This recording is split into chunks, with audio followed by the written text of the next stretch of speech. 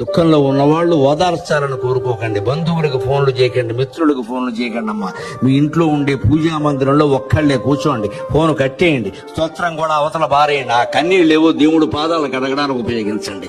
24 గంటల్లో మీ దుఃఖం తీరుతుంది. 24 గంటల్లో మీ దుఃఖం తీరుతుంది.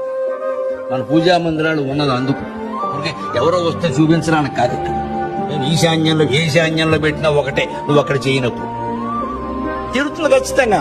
దుఃఖమే కాదు, సుఖము తీరుతుంది. సుఖం వచ్చినా సరే పొంగిపోవలసిన పనుల, తండ్రి ఈ సుఖము నీదయా, తల్లి ఈ దుఃఖం నీదయా, నేను ఈ గదిలో ఉండడం మానను, నేను ఇవి చదవడం మానను, నువ్వేం చేసినా మంచిది. అప్పుడు ఖచ్చితంగా దేవుడు తీసుకుంటాడు, మన జీవితాన్ని తీసుకుంటాడు. నేనేం చేయాలి, నాకు అప్పగించే వదలు నేను చూసుకుంటాను, మాట్లాడు కొనుక్కో అంటాడు. నువ్వు మందిరంలో కూర్చో, మిగిలిన గదిలో నేను చూసుకుంటా, నీకు ఎందుకు.